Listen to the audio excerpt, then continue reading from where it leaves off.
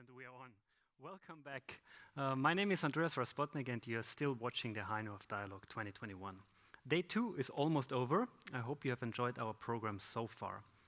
The future of the Arctic is very much about sustainability and resilience. In our next session, we will discuss a resource that is more and more praised as a future sustainable energy resource, also here in the High North. Let's see why and how.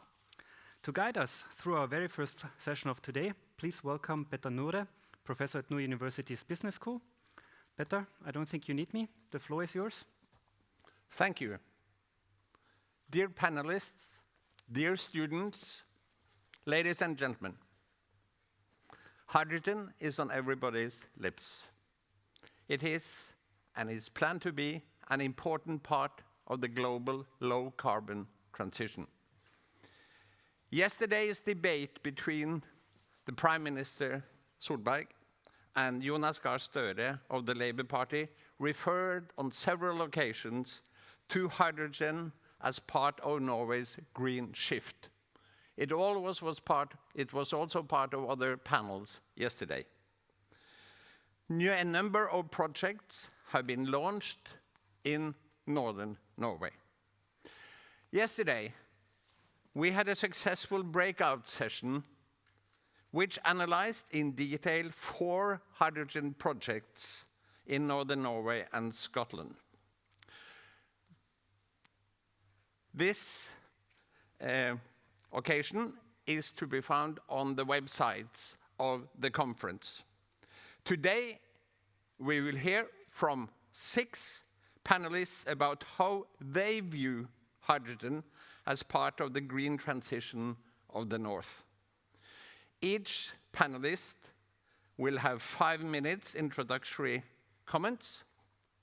I will gently remind you if you go beyond that time. Then we'll have a discussion about the wider perspectives of hydrogen and its green characteristics in the High North.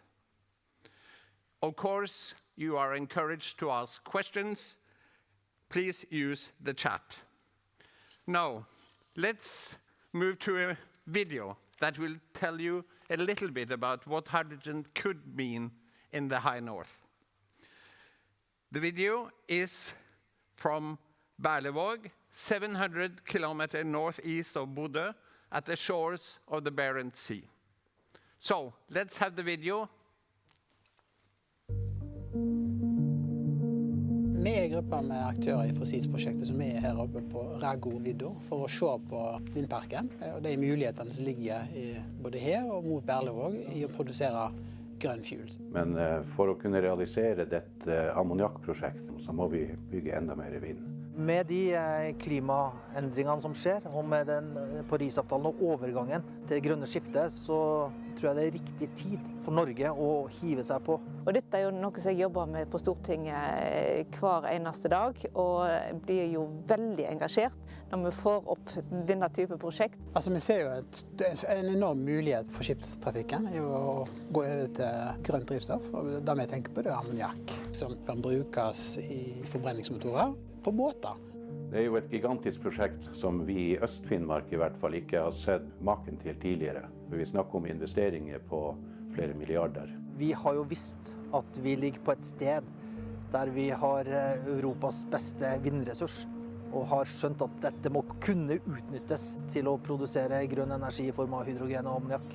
Mangelen på nettkapasitet gjør jo at vi er nødt til å finne alternativt anvendelse av den vindkraften vi kan produsere her. Og da er jo hydrogen- og ammoniakkproduksjon veldig spennende.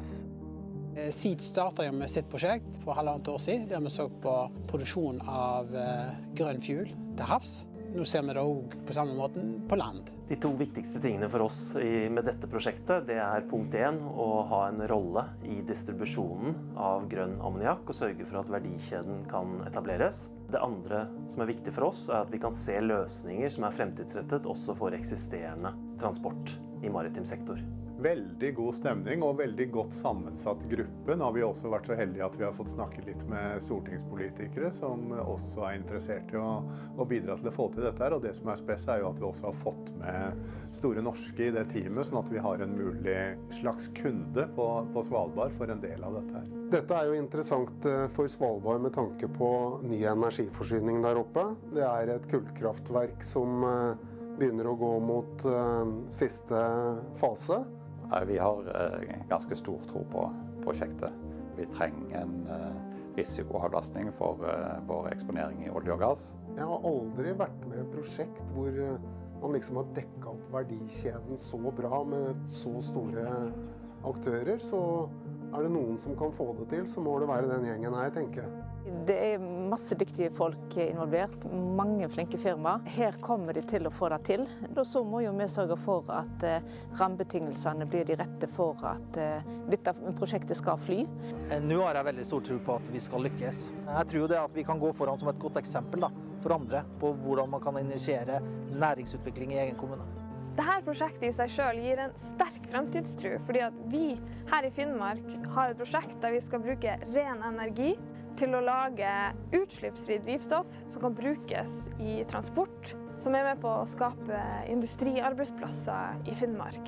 Så det her heier jeg på.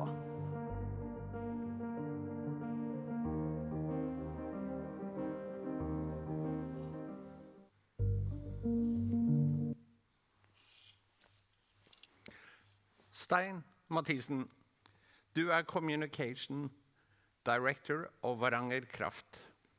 You are one of the guys who are going to make this possible, as I'm quoting from the video. This seems almost too good to be true. Can you give a little bit of background to the project? How do you and your partners think? So the floor is yours, 5 minutes. Thank you very much, Peter. It's nice to be here. Hello, everybody. Yes, as he told, my name is Stein Mathisen.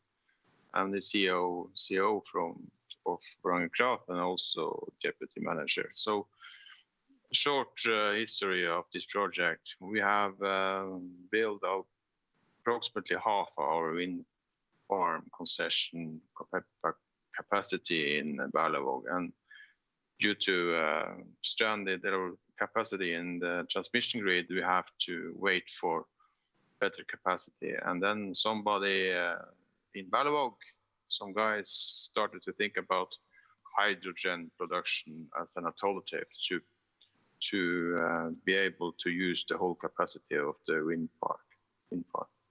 And then we started a project. We did a feasibility study with Statoil and several other partners. And now we have got funding from the Horizon 2020 program from EU. And in June, we will hopefully start a pilot of production of clean green hydrogen from wind power.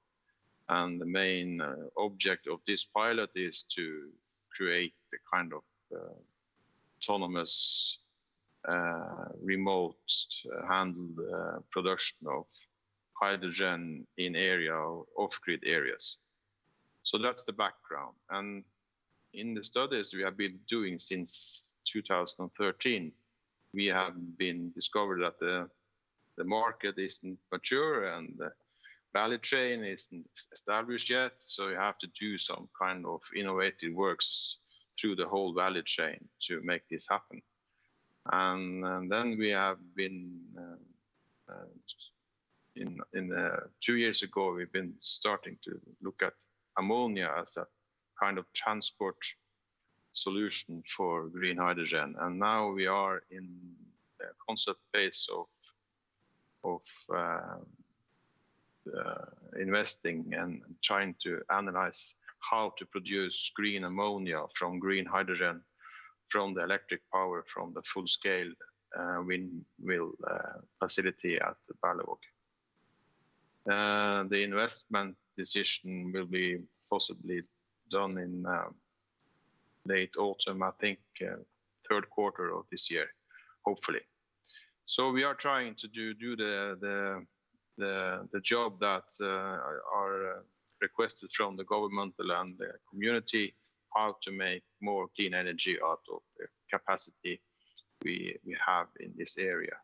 And the wind resources are extreme in this area. We have approximately 50% capacity load, full load a year. So we can compare us with hydropower in some issues. So we are very proud of this resource, and we try to develop more clean energy of this resource.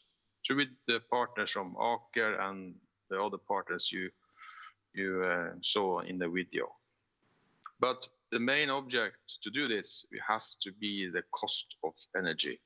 So it's important with everybody that do this job now to try to make hydrogen as a new value chain in the Norwegian and Nordic countries and in Europe, how to reduce the capex and opex. And one of the advantages in northern Norway is the cost of energy and the electric energy prices. We have a lot of productions throughout the year, and as a member of one of the most renewable industries in the Nordic countries, the electric power industry, we know that the price of kilowatts is very important to make this happen, and the willingness to pay to the customers to be able to meet their demands in the market. But we need some support. We need a big push from the market and the governmental area. So we hope that everybody, that the total effort of providing hydrogen as a solution for clean energy use in the Nordic countries, especially, has to be a kind of combined effort in all the states in the Nordic countries, and the cooperation between industry and public management and the government has to be very tight. So we hope, in this respect, we hope that everybody is sharing, everybody is comparing, and everybody is competing. And as we say in the wind power business, always look for a win-win situation. I hope so. Thank you. Thank you very much. Next speaker, Lars Andreas Lunde, State Secretary in the Ministry of Oil and Energy. Your government last summer published a hydrogen strategy. What are its main messages for Northern Norway? The floor is yours, Lars Andreas. Thank you very much, and thank you for inviting me to this exciting conference, because indeed we see that hydrogen during the last years have gone through some sort of a renaissance and become a much more frequently discussed topic with regards to energy transition, which is, I mean, not so strange, because hydrogen has this great advantage, unlike, or at least to more extent than electricity and heat, to be able to store energy. And by doing this, hydrogen can provide flexibility to variable renewable energy, such as solar, or in this example that we just heard, wind power. And of course, it also, in other sectors, it has the possibility to reduce emissions, such as in heavy manufacturing, chemical industries, heating, and transport. And we see now that hydrogen really is a very important and at the center of the green shift and the green transition to reach the Paris Agreement in Norway, and of course also in the rest of the world. And just a few weeks ago, I just read in the Financial Times that the International Energy Agency said that actually they had identified 2 technologies as crucial for the green transition when it comes to energy. And one was hydrogen, the other is carbon capture and storage. And in Norway, and from the government, we are prioritizing both these technologies, and as I will also return to later, they are also in a way connected. As you said, the Norwegian hydrogen strategy was announced last summer, and it had a clear message regards to hydrogen. As an energy carrier produced with low to zero emissions, it can create value and reduce emissions across different sectors in Norway. And Norway has indeed many comparative advantages in a future market for hydrogen. We have key competences, we have experiences from renewables and the oil and gas sector. And we have plenty of natural resources like gas and hydropower with the potential to increase the capacity for renewable and electricity production in Norway. The Norwegian strategy points towards the need for further technology development and cost reductions across the whole value chain. The government has therefore increased the funding for research and development and also for pilot and demonstration projects. And there are already plenty of innovative and inspiring projects in Norway that will be the first of its kinds also in northern Norway, like the Berlevåg example we just heard about, and that is in focus at this conference. But also when it comes to use of hydrogen, we also see very interesting projects in the maritime sector. The world's first hydrogen electric ferry is built on a procurement contract between Norled and the Norwegian Public Roads Administration, and hydrogen will provide at least 50% of this ferry's energy needs. And of course, we also have decided that the new ferry from Bodø out to Lofoten will also be based on hydrogen. Another example we have is Topeka, which is a project awarded 219 million kroner from the state funding instrument Enova, with the intention to build 2 ro-ro vessels based on hydrogen. These vessels are expected to be operational from 2024, and they will be able to sail 750 kilometers without emissions, thanks to their 1,000 kilowatt-hour batteries and a 3 megawatt hydrogen fuel cell. And returning to carbon capture and storage, which is also very much related to hydrogen, I would also like to mention the government's carbon capture and storage project Longship, which we launched just before Christmas last year. This is the greatest Norwegian climate project, and it constitutes infrastructure for the capture, transport and storage of CO2 underneath the seabed in the North Sea. And this project is deliberately designed with excess capacity, enabling the storage of CO2 volumes from other CO2 capture projects, in addition to the 2 identified projects in Norway at Brevik and Oslo. And Longship will accommodate for the production of hydrogen with low emissions from natural gas with carbon capture and storage, because I mean that's the second technology. I mean, we have 2 main hydrogen technologies. One is the one in Berlevåg, where you through electrolysis project produce hydrogen through the use of renewable energy, which is mostly suitable for say small to medium-sized projects. But you also have the possibility to produce hydrogen from natural gas, and of course for that to become zero emissions, it had to be also in connection with carbon capture and storage in order to store the CO2 emissions from the natural gas. This is especially suited for larger scale projects. Realizing a hydrogen economy is a global effort. I just mentioned earlier the IEA statement, and if we from Norway, if we are all over the world actually, are to reach our common climate goals and prevent the increase of temperatures in alignment with the terms of the Paris Agreement, we have to decarbonize both energy and industry and also other sectors. And we need projects from other countries in other sectors to scale up the market requiring for making a hydrogen economy possible. And key parameters to the development of an international hydrogen market should be cost and emission reductions in a life cycle perspective. And the Norwegian government is therefore committed in realizing these criteria and to work with countries in international organizations to ensure a technology neutral approach to hydrogen. The strategy I mentioned earlier on that we presented last year will this year be followed up in a roadmap for hydrogen that will be presented as a part of a white paper that the government will present to Parliament this spring concerning the long-term value creation from Norwegian energy sources, and hydrogen is an important part of that. So with these words, I'm happy to be here and also to learn more about the prospects of the North and further elaborate on our view concerning hydrogen. Thank you very much. Thanks, Lars Andreas. Next speaker is Alexandra Seljetset, member of the government's youth panel for the High North. So, Alexandra, welcome. Now, how does hydrogen fit into the green transition? What is your message from the young generation of the North? The floor is yours. Thank you. It's so nice to be here. We need more energy in the future. Nothing today indicates that we will need less than we do now. And we also have to recognize that we won't be able to electrify everything, at least not in the timeline we have to take the necessary actions that we need to turn away from the climate crisis we're headed towards today. Before, the goal was to retrieve the energy and get it to the market. Today, we have to retrieve the energy, get it to the market, and it has to be climate friendly. To be able to do this, we have to look for new solutions. Our, or in other words, my generation, is the first generation to experience the climate changes and is the last generation who can do something about them. And we don't necessarily blame or hold your generations responsible for it, but we do have an expectation that we will facilitate and cheer us on. We take upon us this huge responsibility. Do not work against us. And I understand that there is no big red button we can push to solve this issue. But exactly therefore, it is extra important that we dare.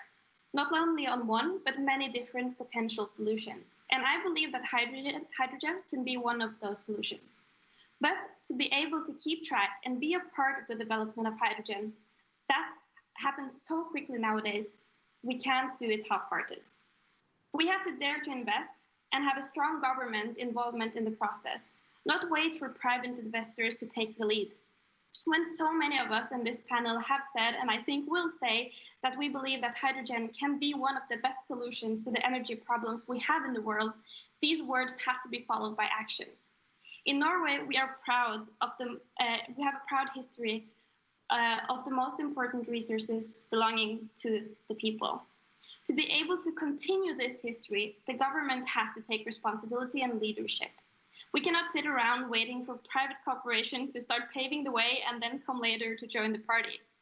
I firmly believe that we are best equipped to solve the biggest challenges together, and therefore also that this development should be done by us all, with the government, as well as private investors, scientists, experts, and our bright young heads. The development and discovering of new knowledge about hydrogen is happening so fast right now. And I'm convinced that if we want to stand a chance of keeping track, our best bet is to rely upon young people. Young people who have new ideas and believe in a more sustainable future. These people are the ones we should trust in helping us find the solutions for tomorrow based on what we know today. However, should this be possible, we have to have a boost for the students in our country. We have to make our universities capable to develop and excel in science, create more future-leaning courses that focus on sustainability, energy, and environment, as well as not tripping up our students with small student loans and an existence where we have to have a job on the side from full-time studies to make ends meet. These are incentives that have to come from the government, because if we want to succeed in the transition from high emissions to sustainability and make hydrogen one of our main pathways and still be the proud energy nation we are today, we have to have the best universities. We have to have the best research institutes. And Norway has to have the most interesting jobs to be able to keep thriving young people here, just where we want them. Thank you. Thank you very much. To the point, very clear. Thanks. Next speaker, Frida Eklöf Monstad, Senior Advisor, Low Carbon Solutions, Equinor. The floor is yours, Frida. Thanks, Petter. Yes, I'm Frida Eklöf Monstad. I'm Senior Advisor for Business Models within Low Carbon Solutions in Equinor. And I'd like to start with how we in Equinor view hydrogen as a part of the green transition before coming into the possibilities for the North. And as we see it, the green shift is really the defining opportunity of our time, because as been said before here, the world will actually stop without energy. But the energy systems must change to stop the climate change. So in Equinor, we are determined to find solutions that deliver the increasing demand for energy the world needs without contributing to global warming. And our strategy is to become a net zero company in 2050. And not only are we investing heavily and growing rapidly within new energy solutions like wind and solar power, but we need to convert our current fossil products and production systems to deliver zero emission solutions. We believe that hydrogen and carbon capture and storage will have key roles here. In other words, basically we need to turn all our natural gas that we produce for power into hydrogen and compensate for all emissions that we have in production of oil and gas, and the emissions that are created from using our fossil products by capturing CO2 and storing it safely deep under the seabed, putting it back where it came from. And that's a huge task, especially since markets and customers that use and need hydrogen and carbon storage need to be developed. So you must take a full value chain perspective in this transition, from production to transport and storage to selling products and, of course, customers using the products. But it's not only a huge task. It's also a hugely or equally hugely inspiring and engaging mission. And personally, I find it very motivating to work in an industry that have a key role, but also in a company that wants to take a leading role in finding these solutions and transforming the energy system to become relevant in the low carbon future.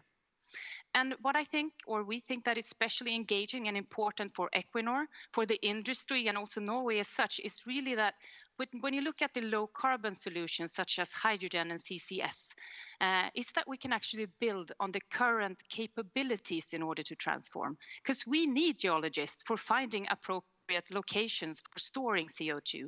We need to explore. We need to drill wells for storage. We need the competence of chemists and petroleum engineers to develop hydrogen solutions. We need the knowledge and competence in project development, and we need the technical abilities to create safe solutions. We need the commercial capabilities and operational know-how when architecting new and safe business models and value chains. And last, but I think not least, is that we need a strong culture for collaboration that we have here in Norway in order to succeed. So in my view, I think there are few countries and few companies actually as well that are in a better position to actually succeed in this energy transition than Norway and Equinor. And that brings me into the future of hydrogen in the north. And as many of you might be aware of, we have recently signed a memorandum of understanding with Horisont Energi, the Barents Blue project. And with this project, Horisont Energi will assess the possibility of establishing a full-scale carbon-neutral blue ammonia factory in Finnmark.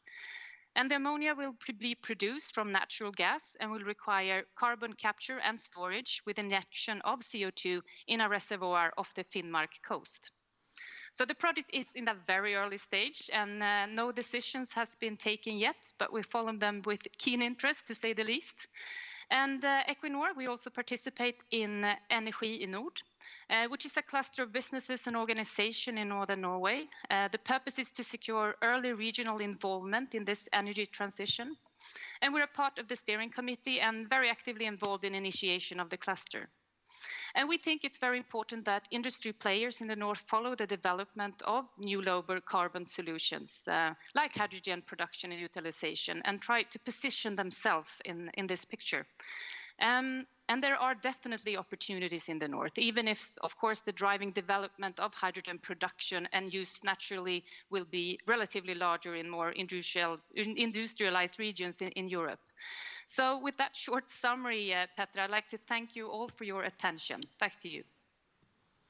Thank you very much. Just for your information, yesterday Horisont Energi presented their project that you were referring to, and you can find a description of this blue solution as opposed to the green solution from Berlevåg. So thank you very much. Next speaker, Ulf Eriksen, Director of Hydrogen, Statkraft. You represent the largest renewable company in Europe. What's your view of hydrogen in the north? Thank you, Peter, and thank you for inviting us to the conference. So I would like to start this presentation by taking a look at the key driver for this development that we see, and many of you have touched upon it already, and that is, of course, the Paris Agreement. And our analysis shows that it is not possible to reach the targets of the Paris Agreement without the use of hydrogen. So in the hard-to-abate sectors, both within industry and heavy transport, hydrogen will be necessary to reach the emission cuts you need. And it's not only us that sees this happening. This is something that's on the agenda, I think you all know, around the world and around in Europe. Last year, I think there were not less than 10 national strategies being launched in Europe. And of course, maybe the most important one is the EU strategy for hydrogen. And they have set ambitious targets for green hydrogen, focusing on getting 6 gigawatts of electrolyzer capacity in place by 2024 and 40 gigawatts by 2030. And possibly these numbers doesn't say too much to you, but I guess just to put it in comparison, the world market has been around some 10, 20 megawatts. So it's like escalating this enormously just over the next 3 to 4 years. So this is a huge task, and they have put together something they call the European Clean Hydrogen Alliance to get all these projects up and running for this session. So this is an extremely interesting development, and of course emission reductions, that's the main driver, but as many of you have touched upon as well, this is of course also the potential for a new industry that can both be the next thing after oil and can be something for the students to new places of work for the students, etc. And I think we all around this virtual table believes that Norway has huge possibility within this. Last year, NHO made a study which they called Grønne elektriske verdikjeder, Green Electric Value Chain, which outlined the potential of 70 to 200 billion Norwegian kroner of turnover by 2050 within the hydrogen industry. And the areas they pointed out for Norway to focus on is within equipment, ammonia, and maritime sector, which had the most export potential.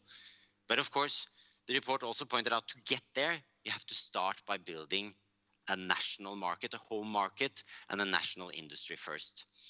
And there, I think the report, and we agree to the content of that, concludes that it's a good idea to try to build up hubs around the coast to build the necessary both production and consumption of hydrogen.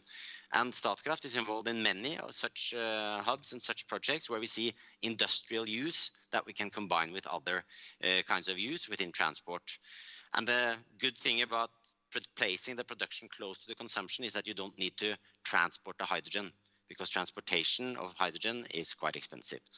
And we are involved in many projects in northern Norway with this purpose, both Mo i Rana and Finnfjord, and we're also taking part in the Berlevåg project as part of that value chain of companies. And we believe that northern Norway has perhaps is one of the best places in Europe to establish production of renewable hydrogen with excellent renewable power resources, with industry experience and industrial sites, and also a large maritime sector. And of course, the one challenge, it was touched upon by Stein previously, it's of course, we will struggle with competing with fossil alternatives from the start.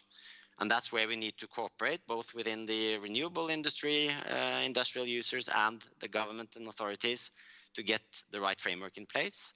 That can be done through regulations requiring the use of zero-emission technology. You could use public procurement, as the government has done with the Vestfjorden ferry, and you can use investment support. And I think there are many good initiatives coming up now from the governmental side. I think one key element that's missing is the CO2 price. And we saw that the CO2 tax being proposed, that's a very good step forward for the non-quota sector. And within the quota sector, we expect that the quota price within the EU system will increase. So both that will help, but that will be by the end of the decade. So to get started now, we need to bridge the gap. And then we have a concrete proposal, which we know is also on the government's table, to put in place a contracts for different scheme that could help bridge the cost difference between the fossil and the zero-emission fuels until they can compete on its own towards the end of this decade.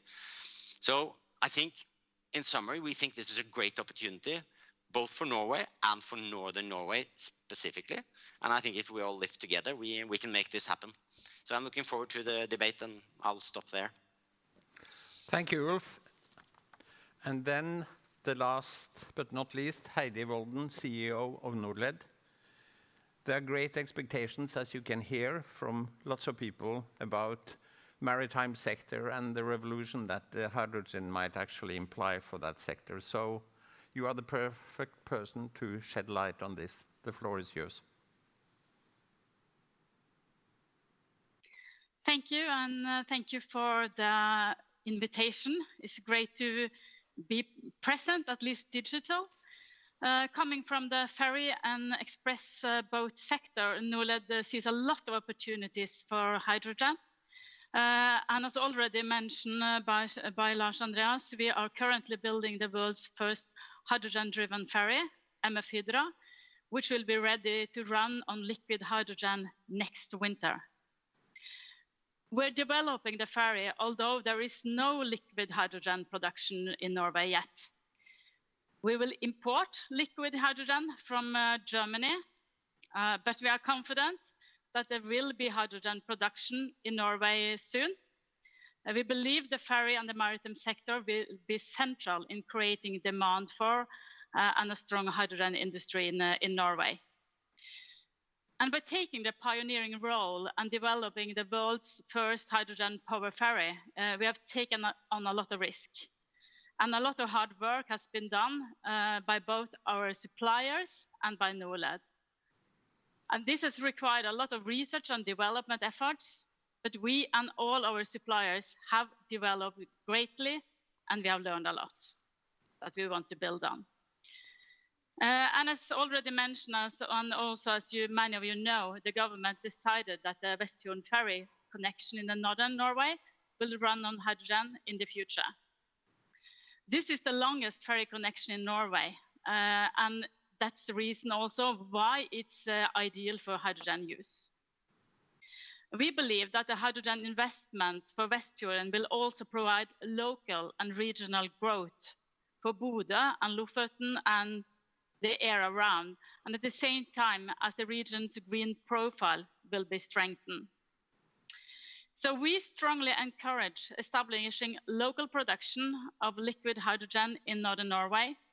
We believe hydrogen production hubs along the coast is needed, since we have such a long coastline, and it's also been mentioned by Ulf just recently about the cost of transportation.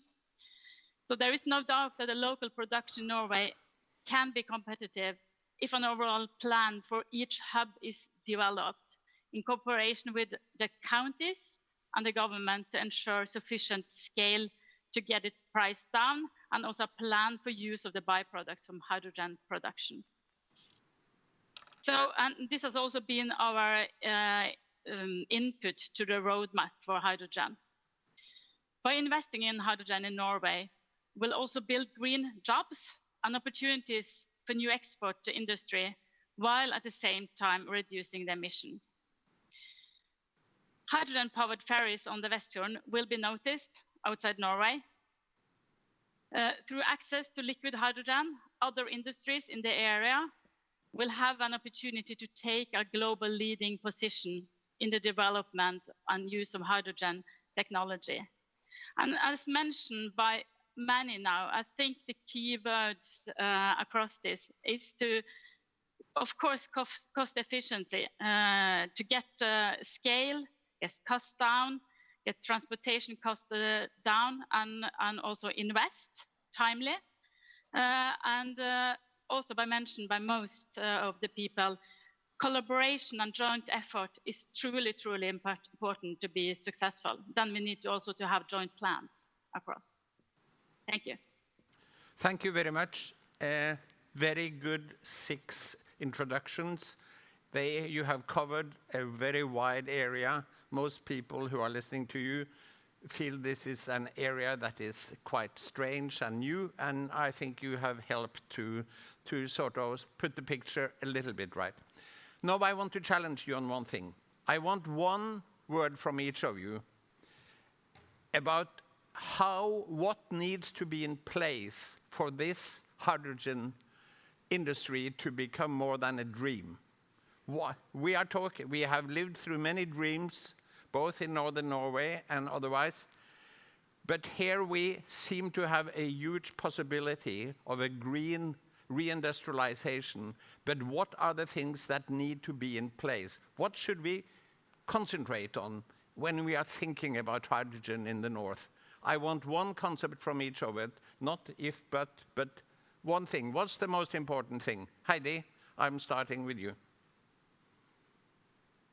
Thank thank you. One word is not easy, but the government, the Norwegian government, together with local authorities, must with speed facilitate a hydrogen roadmap across all industries to ensure sufficient volumes for competitive price, frame condition, and lasting hydrogen hub in Norway. And I think perhaps the key word on that is a joint roadmap. Frida?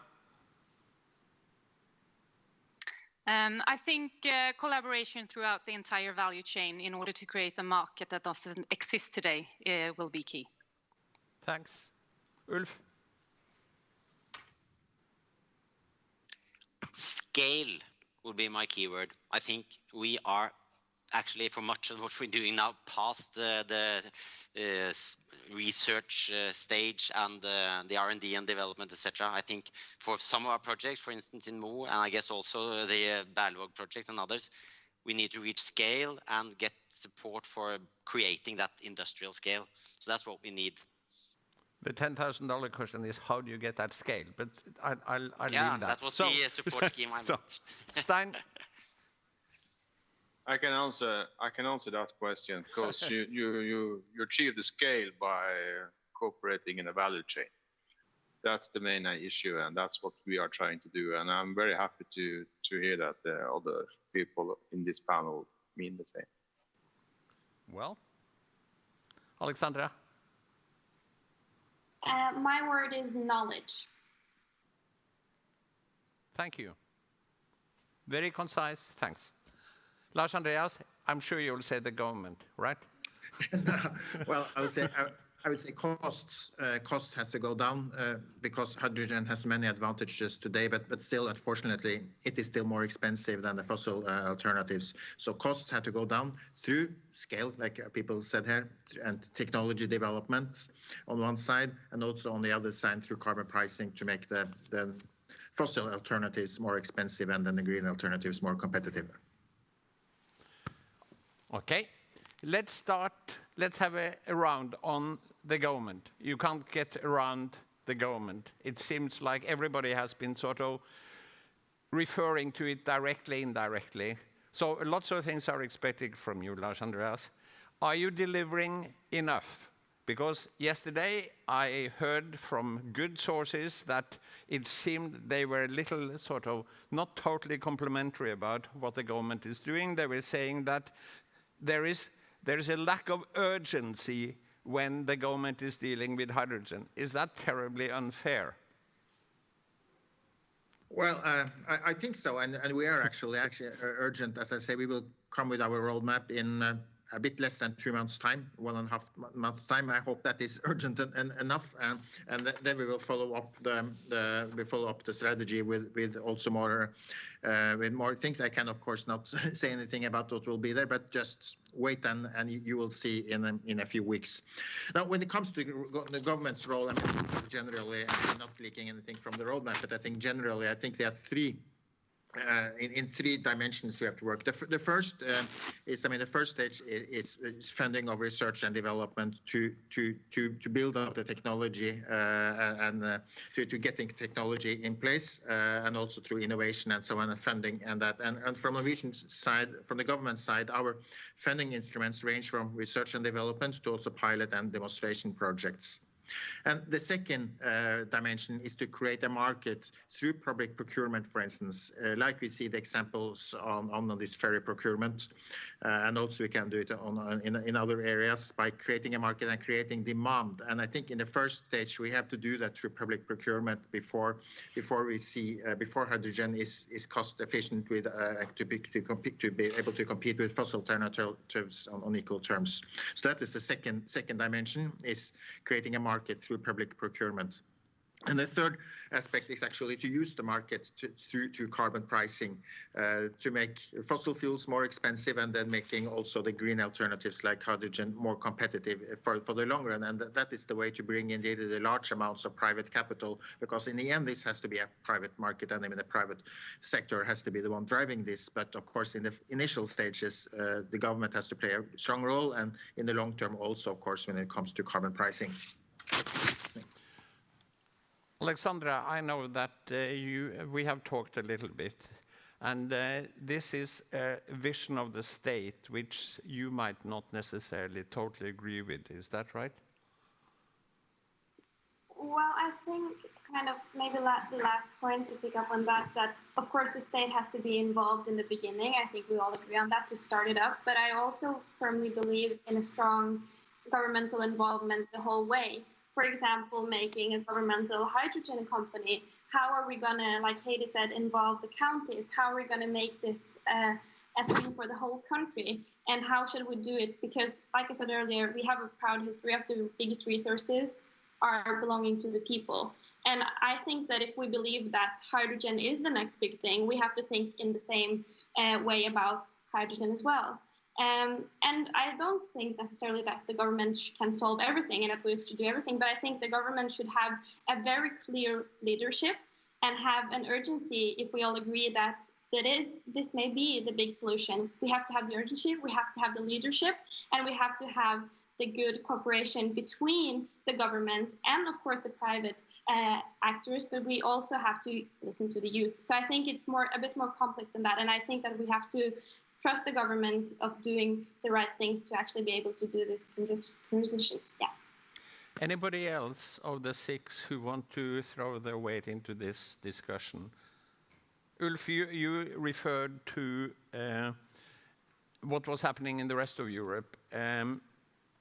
There, it seems to me that there is a very heavy governmental sort of hand on this rudder. Is that something that you can confirm, or how do you view the role of the state? You were very adamant that they had a very strong role, but how do you position yourself in this discussion? I think just to give you an example, we see a very strong development in new renewables now, solar and wind. That has been driven mainly in solar. You've seen the cost drop by 90% over 10 years. And that was driven in Germany, mainly. That was the leading country in that respect. They drove it with subsidies, and now it's competing on market terms. And that was based on scale. So you were able to get scale. And this is the same sort of development we want to see within hydrogen, because technology is now expensive, as Lars Andreas mentioned, but it's already existing there. So just as soon as you get this into an automated production process, then you will start getting scale and start cutting the costs. And this is driven on the continent by support schemes. That's correct. And what they're looking at now, Germany indicated that they want to use 7 + 2 billion euros to promote the hydrogen industry. And they've also said that they wanted to go for a CFD kind of arrangement. So I think what we need to see is that there's strong government involvement in the start now. And as I mentioned, we think that doing something on the CO2 price level is one of the strong levers that you can actually use. And since it will take time to increase the tax, then the contracts for difference scheme that many others are looking at could be a good way of doing this. And I won't interfere in the financial ministry's way of handling things, but of course you could finance that with the CO2 tax. So it's not so but I know that this is a discussion that Lars Andreas would need to take with the finance ministry. So I'll leave that to you, but it's at least a way of addressing this, I think. Good luck dealing with the Ministry of Finance. But everybody else wants to throw themselves into this. Stein, Heidi, and Frida. Keep it short, because we have a couple of other things we want to go through. But Stein, what do you want to say about the role of the state? I think it's very important now, because there's a lot of plans and projects, innovative activities around Norway, and especially also not Norway. You have to have consistent public policy now. You can't change if you have new government or something like that. You have to be very steady now, so we can use the framework that the government is building up now and use it for a long, long time. So please be consistent. Well, if there are, who knows what the new government, or if there is a new government, but it's a very clear message. Heidi? Yeah, I think that it's extremely important that the government continue the great work with regards to public tenders, because even though it's more required now in the early phase, still the government will be a big, they will have a lot of tenders in the future, and it has a big impact when you use your power like you're doing, and sort of put out requirements for zero emission and solution across all the industries. So, and I think based on our experience in Norled, the innovation which has been possible through the tender model and with public procurement for ferries has been a very easy way of describing that story. Also, how you are able to make the cooperation between the government and the public or the private sector and drive innovation through it with speed. So I think that is truly important. And then there is a balance when it comes to technology, a sort of requirements for technological neutrality, because it might be that we could also in public tenders use hydrogen more than we are aiming towards. So it's a little bit sort of dependent also on driving the innovation. And then also back to one point from earlier, that I really think that what you're working on now on the roadmap is truly important, but we need to ensure that we take it down to a detailed enough level, that we really have a roadmap that is a plan. Because if you're going to have like a hub in the north, you need to look at the fisheries, you need to look at the ferries and express boats possible, and rail, sort of the railing and all of that. You need to look into everything to have a good enough plan exactly to aim for what Ulf is saying, to get scale. The roadmap for scale is truly important. Thank you.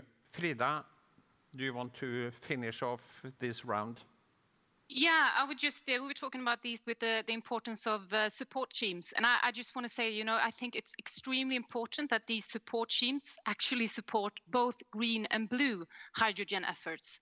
And that also we use, all of us, our voice in Europe to get that understanding. Because in order to get scale for green, we need blue to build value chain and markets. And I think if the world shall have any possibility or chance to actually reach the climate goals set in the Paris Agreement, we need to use all the tools in the toolbox.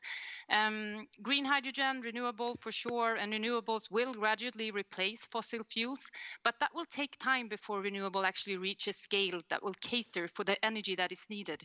And fossil fuels, as you know, are today a major part of the energy mix, and it will continue to be so going forward. So even if this will be reduced and finally completely replaced by renewables, that is a bit into the future. So therefore, transforming fossil-based product and production system is what will contribute the most to reducing the climate change, and it's a more effective tool. So it's not really a question about green or blue, it's really both, as much as possible, as fast as possible. And, you know, considering the studies and the reports I've read in our own analysis in Equinor shows that, you know, the market for energy is way larger than the green solutions can meet by 2050. So just to sum, I think fossil-based products will still need to be a part of the energy mix going forward towards 2050 and also onwards, but we need to decarbonize them and get CO2 back into the ground where it came from. So I think it's extremely important that, you know, we don't discriminate the blue hydrogen over green, that we really go for both. I want to continue exactly that part of the discussion. I just tell everybody I will go 5 minutes over time.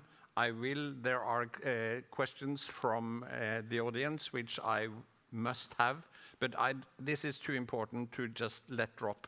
No, cynics would say that you are a representative of ex-oil and gas company that wants to save your stranded assets, which is gas, and therefore, of course, you are in favor of blue hydrogen. Or some people would say that. I don't necessarily say that, but I just make, and that's part of the reason why blue hydrogen is not so much and high up on the EU agenda. But I want some other people's views on this. I mean, are we on the Deng Xiaoping trail, or we don't care about the the color of the cat as long as it actually catches mice? Is it we don't care about the color of hydrogen as long as it does what we want it to do? So just some quick comments on that, and then we revert to the people who have sent in some questions. I see some of you are smiling already, but Ulf, come on. What do you think? Yeah, I think I agree to quite a bit of what Frida said. So I think you will need both. You will need both green and blue. I think the sequence, that's a small detail. I think the sequence will be that you will build the markets with green because you will build it on smaller scale until you reach the large volumes. Then you will need blue to fulfill the large volumes. So for instance, huge industrial users like ThyssenKrupp that wants to reduce their emissions by 17 million tons. That's a third of Norway alone in Duisburg. So yes, I think we will need both, but green will start it off is my clear thinking. I think on a northern European or in northern Norway perspective, it's I think we need several hubs around northern Norway, and for the blue hydrogen, it's got a challenge if it needs to move around. So that could be maybe part of one hub, but and exporting it to Europe might also be a challenge, but that could be done as green as ammonia. But yeah, I think we need both, but green will come first. Lars, Andreas, what do you think?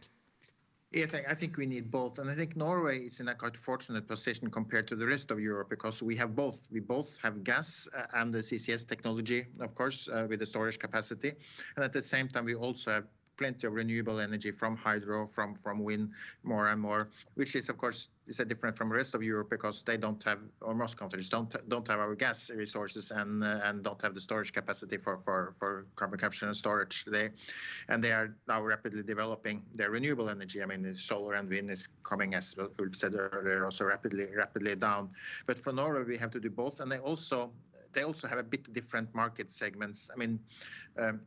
Green probably for transport sector and for, well, let's say, more smaller scale that need to be mobile. I mean, like to have hubs all around the country where all Norled's ferries are going and so on. Of course, you need local solutions, but for industry, for large scale, the blue solution might be where you need large volumes, more concentrated places, and of course also the transport costs are a big challenge in green and blue. There might be in some different stages. Maybe we will see green before blue and so on. We still, of course, have to work more on CCS to develop that, which is still in early stage with the Longship project.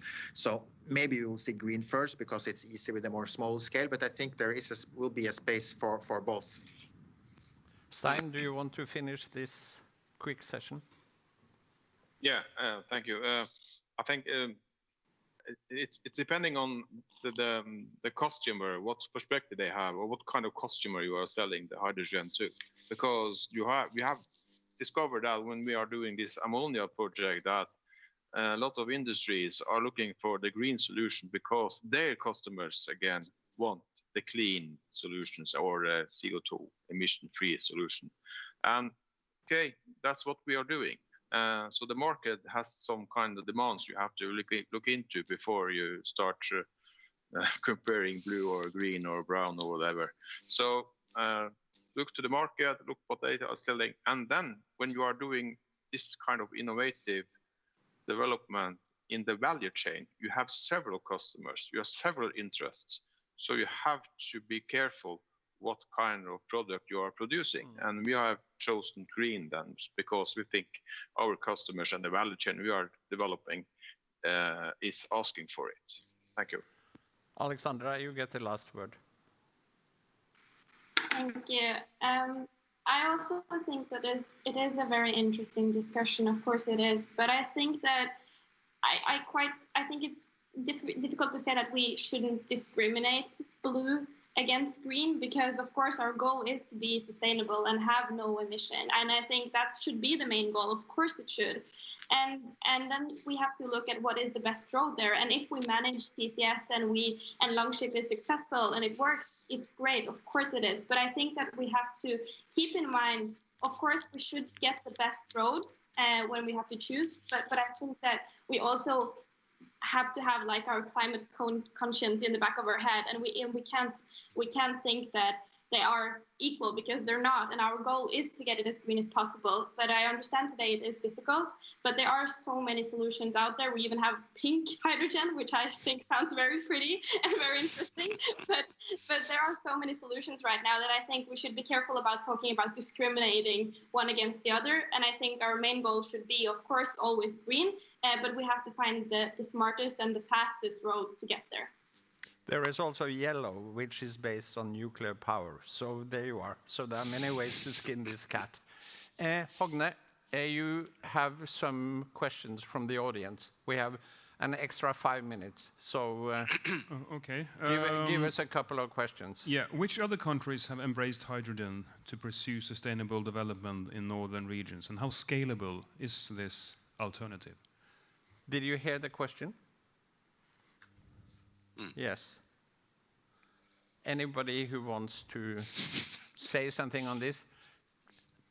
My first reaction is that nobody has managed to do this. I mean, we are talking about projects, but I might be overlooking something.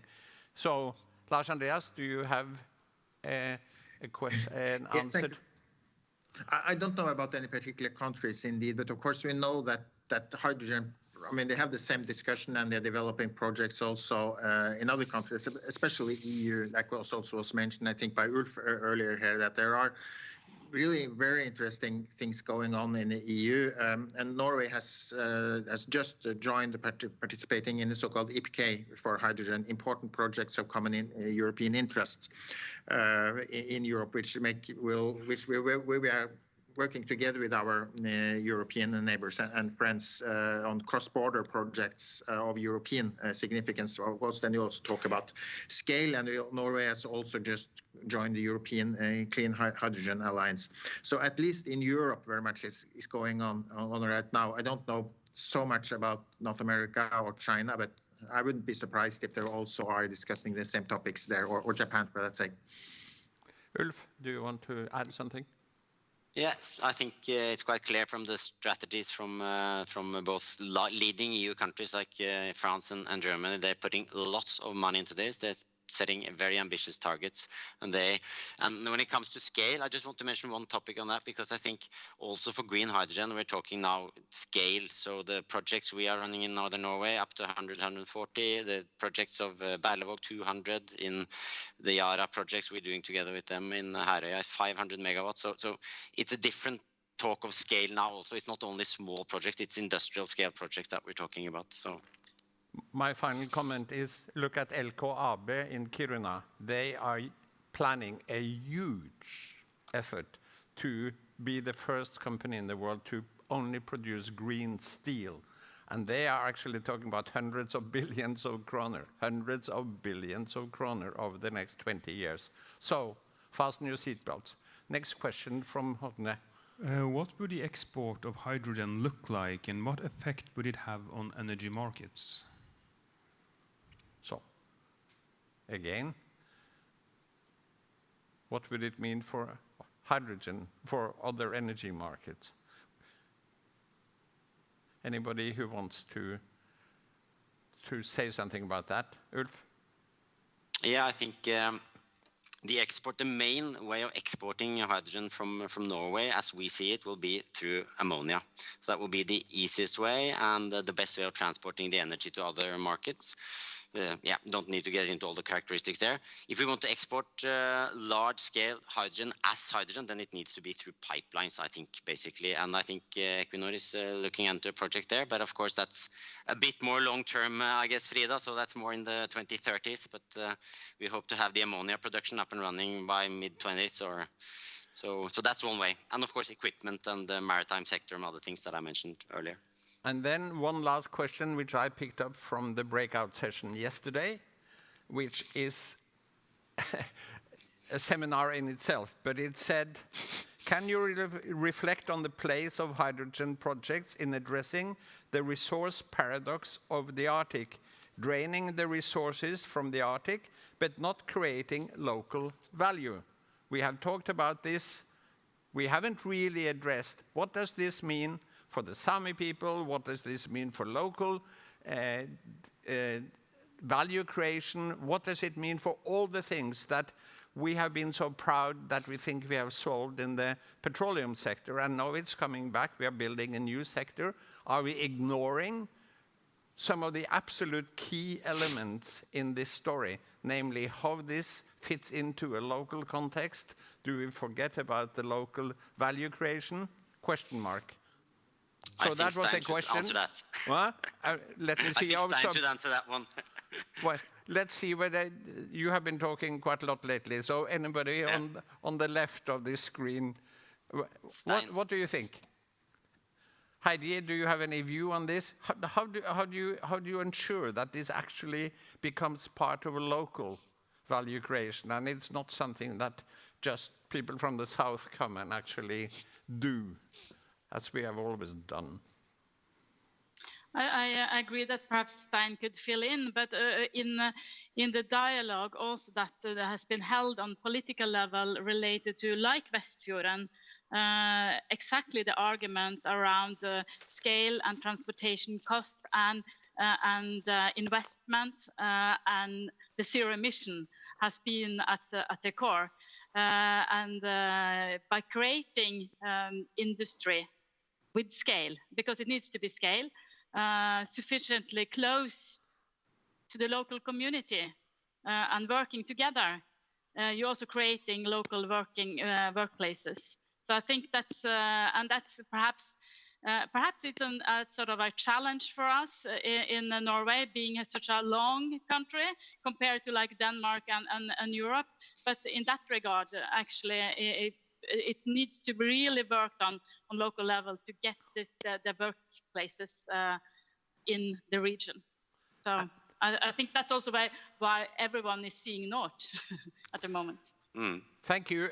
Somebody is pulling the plug on my microphone because I'm overstepping the time. So Andreas, you finish, and thank you to everybody for contributing to this interesting discussion. Tusen takk, Peter. I'm not plugging. Oh, you're pulling a plug. I'm just looking angry. No, of course not. Thank you very much for moderating this session. I know that you're now as excited as I am on who will be the next winner of the High North Young Entrepreneur Award, but you will have to wait another 13 minutes now. We'll meet again here in 30 minutes at 4 p.m. to see on who has won and you have voted for. So join us in a few minutes. Thank you. So thank you.